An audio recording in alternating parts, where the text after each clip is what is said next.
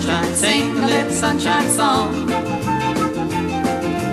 Put a smile upon your face as if there's nothing wrong. Think about a good time had a long time ago. Think about forgetting about your worries and your woes. Walking in the sunshine, sing a sunshine song. La la la la la dee-oh, whether the weather be rain or snow. Look up, reach out, catch a cup of gold. Walking in the sunshine, sing a little sunshine song.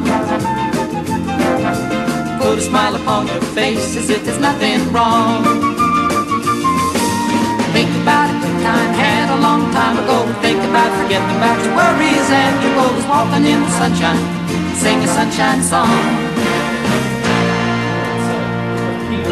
You are the sunshine of my life. Disposable income, after all the bills are paid, was €50 a month. So that equates to €600 a year. So they took those a few months later and said, okay, let's take half that in a water service, and the few people that has extra properties can pay a bit more, so we'll take that in property tax.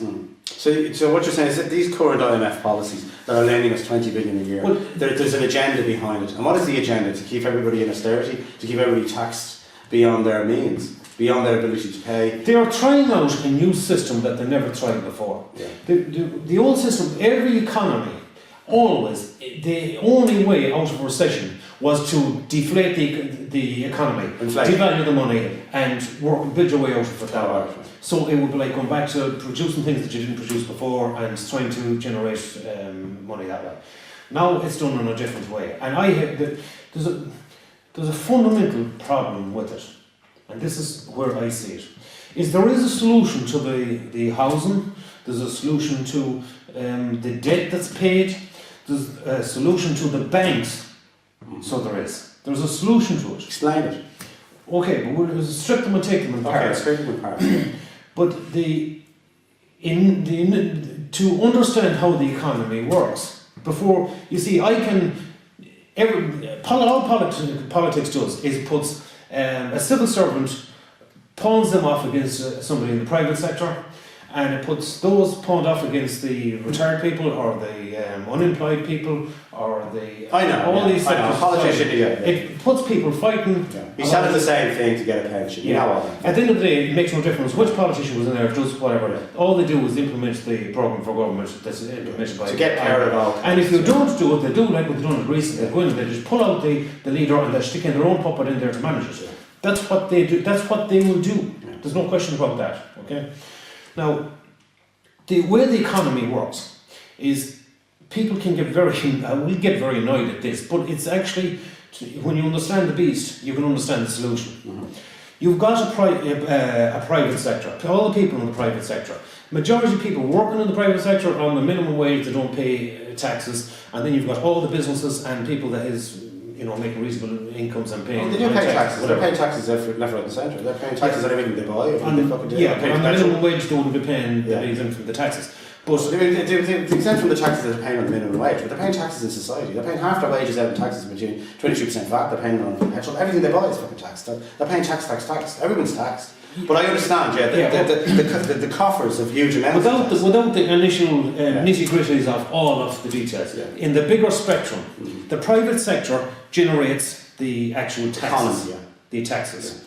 Out of that taxes, you dip in, you take out the tax, and you give to the civil servant. Here's €100, and we take back 20 in tax, and it goes back into the pot that was taken from the private sector to start with. So, in the economy as a whole, the civil servant doesn't pay taxes, PRSI contributions, pensions. In reality, out of the taxes, they don't actually pay it. It's a balancing exercise. Of course, they're entitled to the benefits of pensions and all of these things, right, and wages and so on. But where it actually comes from is you're taking the 100, what the taxes that's created, you take the 100 out, you give the 100, you take 20 back. You could just go into the pot that was taken out of the private sector, take the 80 out, give the 80 and make them exempt from all of those things. It actually costs more money to implement the exercise. Yeah. It's a hypothetical exercise is what it is. Yeah. Okay? Now, for a civil servant to understand, if they want to get a pay rise, where do they get the pay rise? the private sector needs to grow. Okay? And where the biggest issue at the moment is not civil servants, absolutely not civil servants. Civil servants are crucified no more than any other society, and they've been cut as well. But in reality, civil servants' wages go by 70% during the boom. Their pensions go by 100% during the boom.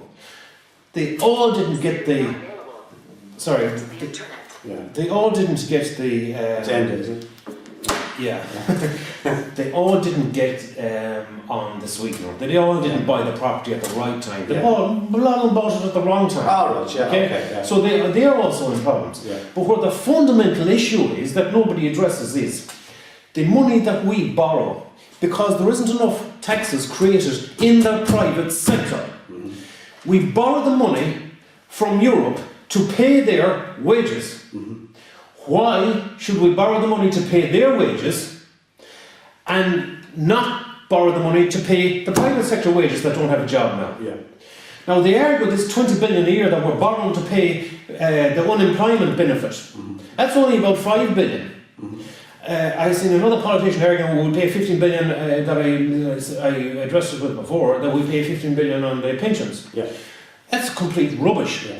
Because everybody that's working paid their social contribution into the government for the last 15 to 20 years when there was technically zero unemployment. Yeah. So they paid all their taxes in, and everybody, they paid their benefits in, and the private sector paid their benefits in for their pensions. Was already paid in. Yeah. So that's already in there to be taken back today. So you claim it today. Now there's never enough that has to be invested, and so there's enough in the pot when the time comes.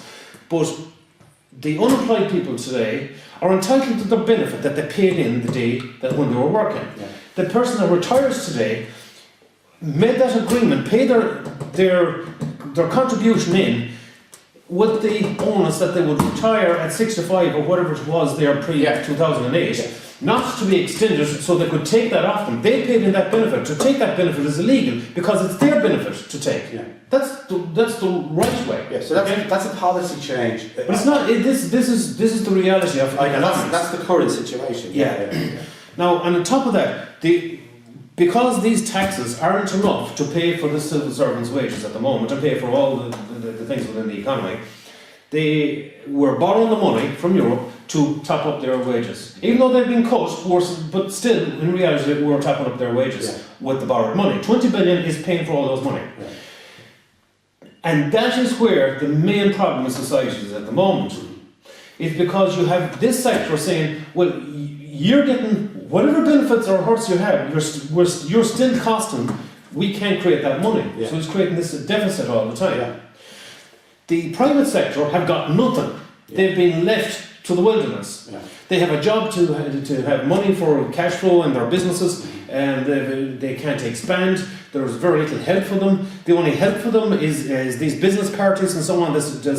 Their private sector ventures to try and help boost the private sector. So the argument there is that the private sector, and this is no reflection on the private sector, is that they're taking the brunt of the blame in all this. Who? The private sector that invested in all these. Oh, this is the vanilla statement of servants bought properties. Exactly. That's the point. Everybody bought properties. Yeah, because that's the argument, and that's. But that wasn't the problem. The problem wasn't buying the properties. I know. Yeah. Because we're in a consumable nation, we're buying the properties, and the prices were going up. The prices were going up because we got cheap money. Yeah. Now it's pointless saying where the blame lies in. I know. That's the situation. Yeah. The problem is civil servants. We need good services, and we need civil servants to get their full wages, reinstate their wages, and have all of that. But how can you justify borrowing the money for them and not borrowing it for this? How do you fix it? Well, how do you fix it? Here's the thing. You can say that in a fucking sentence. I mean, that's 20 million going this way, 4.7 you need, the 15 odd billion has been given to them. Right. What's the story here? How are you going to fix all this? You have a private sector here. Yeah. There's 360,000 SMEs in the country. Yeah. There's around about 360,000 civil servants in the country. Yeah. Right? There's another 260,000 unemployed, give or take, whatever was in some sort of a scheme or whatever. Yeah. And then there's the private sector. A big portion of them don't pay any taxes on the minimum wage because they've never done that awfully well either. Yeah. And there's the businesses that's hanging everything. Yeah. Right?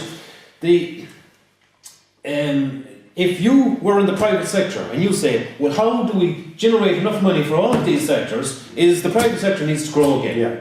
If you were a civil servant and you're saying, well, I want my wages reinstated, I want my pensions, I don't want it to be extended on till when I never get it, I want it now.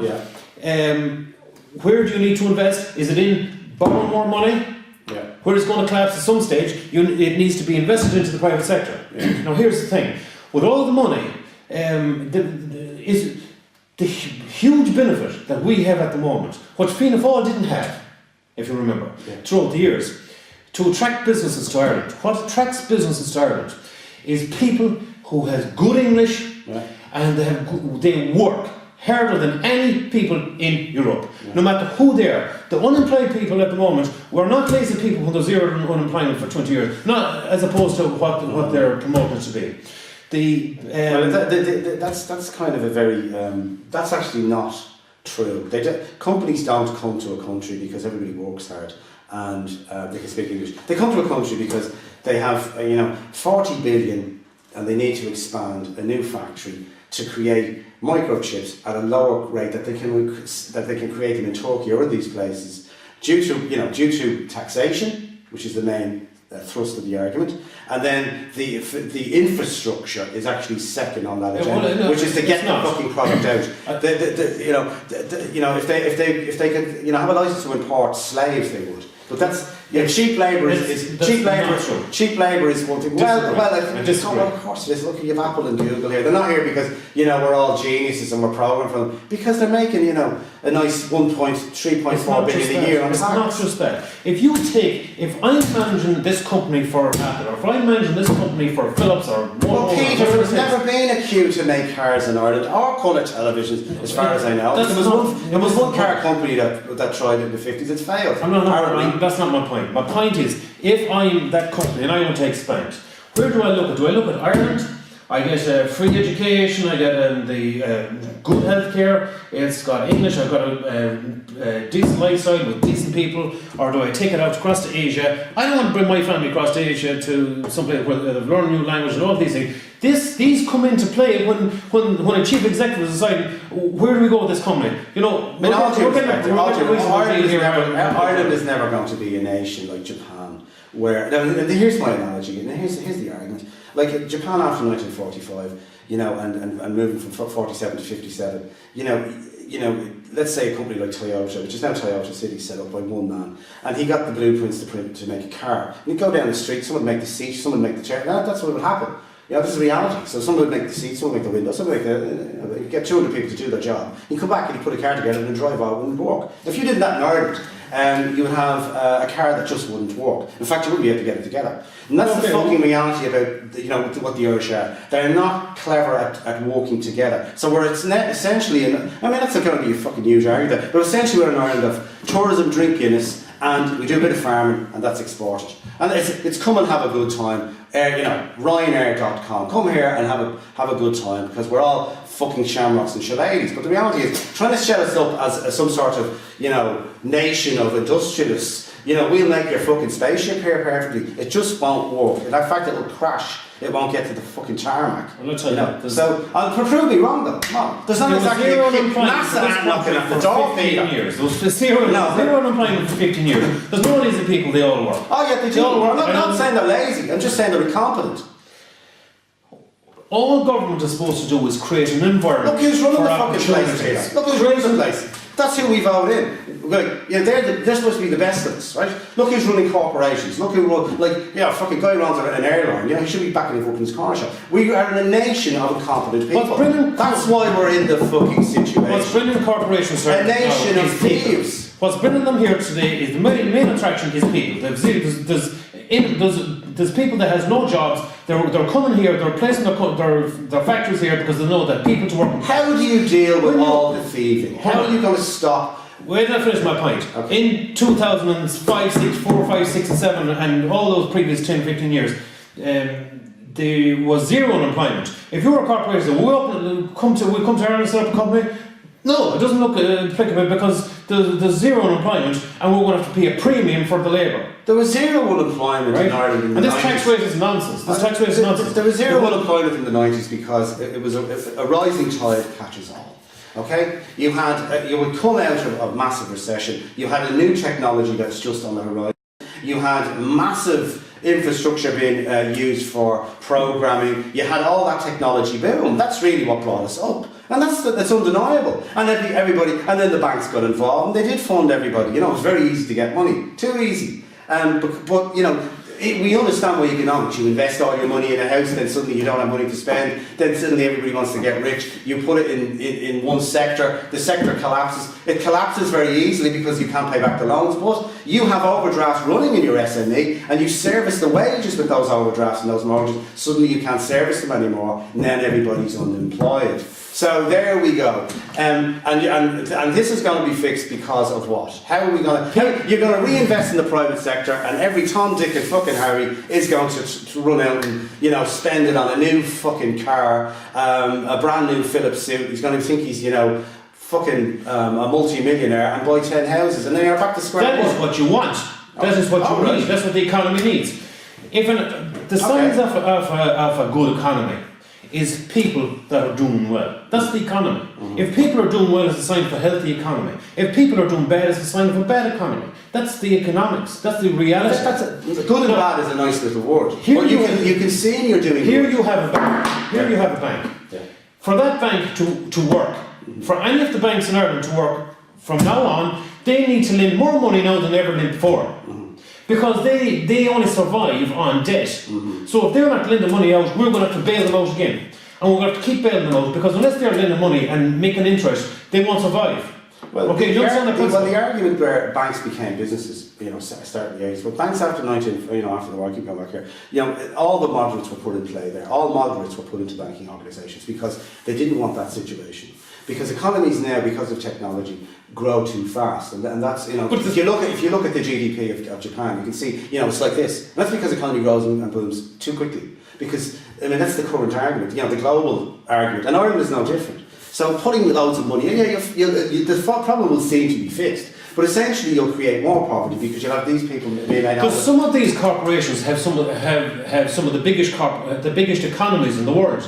Yeah, they have companies bigger than economies. That's right, yeah. Right. IBM was taken apart because of that reason. 3.5 million employed in the 70s. But the point of the argument is that you do need you need investment in the private sector and all that there. What else you need? Well, you need what's called we have a framework. We have very good logistics around. We have somewhat of a framework, but we don't have legislation. We don't. We have lots, Peter. Jesus, no. We don't have nothing. We have a framework that works. We have huge infrastructure. I know there's a huge amount of private businesses there at the moment that are not making any money. I know, yeah. And because they have payments to make on these buildings, or they have leases for 10 years, or all of these reasons that they're in this business, if they might have 40, 50,000 or whatever it is left in the bank, if they finish the business in the morning, that money is going to get stewed up on completing and finishing that business and paying off all their leases and all of those things. So for that business to continue, it will just continue in debt, losing some money from their account every year, just to keep with the hope and mentality that things will turn around, that politicians will do something miraculously and turn things around, which won't happen, and that they're better to be losing a small bit of money like that and keeping the bad paid and all of those. We're arguing now, but let's finish the argument of where we currently are. But the whole argument is, if all the money that's invested in the economy at the moment needs to be not targeted in nonsense, it needs to be targeted into the private sector to help expand the private sector. And the private sector, you can only get money at the moment if you have a product, a premium product that you can export to Australia or Canada. Or apart from that, forget it. If it's to Europe, Europe doesn't even want to know about it. They don't even want to spend the money on a product they're going to export to Europe. Ireland can benefit from exporting something to Spain or whatever the case may be. They don't want that, right? They want a premium product and they want to spend money on that, and they will give goldish first. They don't care. They're turning into irresponsible businessmen is what they're trying to do, and it's falling flat on their face. If they put target the investment into the private sector, there's 365 there's 365,000 SMEs in the country, right? Give or take, all different types of businesses. Mm-hmm. If they targeted the money into that, and if they all hired one person, there's zero unemployment, and we want 100,000 people to come back from Australia. Okay. Now, one of the ways is, give an example, Fianna Fáil didn't know what created the economy when they were doing it, right? Now, Fianna Fáil weren't interested in creating. I know some of Fianna them Fáil were interested in sanctioning land, getting planning permission and buying a few more houses. They were interested in brown bagging people in councils and it. That's basically what Fianna Fáil were up to. When we started building more houses than we needed, there was nobody watching the door. Yeah. And everybody was in the swell. Everybody benefited during the boom. Nobody didn't. Well, this business about everybody benefited during the boom. I grew up. I ran a business in the fucking boom, and I benefited. But I worked my bollocks off, right, to benefit. And a lot of people did the same thing. Okay, and we played along with the deal. And the deal was, if you worked hard and you set up your own business and you paid your taxes and you didn't break the fucking law and you got on with it, and we look after you. They haven't done that. They've broken their deal. Okay, and the blame game that everybody said, oh sure, you were spending on this now. You weren't. Most businesses are worth their salt. We're reinvesting. First of all, you can't get a business loan unless it's 7.5% during that time. Then secondly, that's an infrastructural problem. Okay, we don't actually have an infrastructure for SME business loans. You have can't get a long-term business loan such as you can get in the likes of Japan or any other place in the world. So you can't grow your business over a logical amount of time and pay a reasonable amount of return on your investment. So that's one chink in your armour. The second, just fucking money into the SME sector and everybody employing another person. Nonsense, fucking fluffy bullshit. You have to have gatekeepers watching policies. An SME spends 75% of its time collecting money. There's only one Google, and they're already here. I know. Who's going to come with the extra 20 billion to fix the economy? I know. The private sector isn't growing enough to combat the 20 billion, and the 20 billion before we actually reinstate any wages or pay increases and all of those things, right? Now, for the benefit has to come from the private sector. In reality, it just has to. Yeah. Okay. Now, the section give an idea. The section 23, which was actually a brilliant thing. It created a lot of development in the Western Rail corridor, and it was a great move by Fianna Fáil to do that. Oh, so lovely. Sunshine almost always makes me high. Makes me high.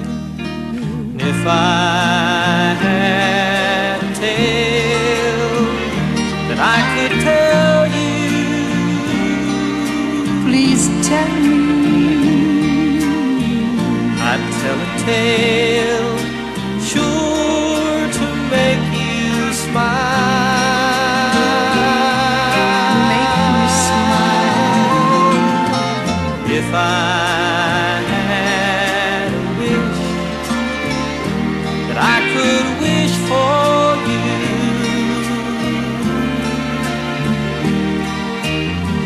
I'd make a wish for sunshine all the while.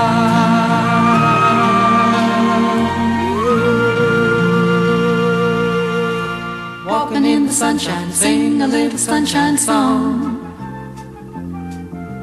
Put a smile upon your face as if there's nothing wrong.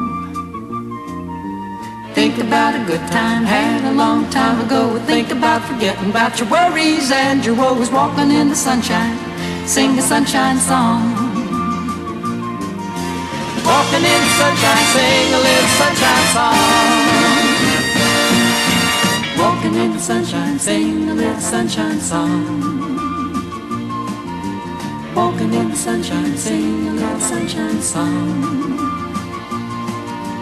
Walking in the sunshine, sing a little sunshine song.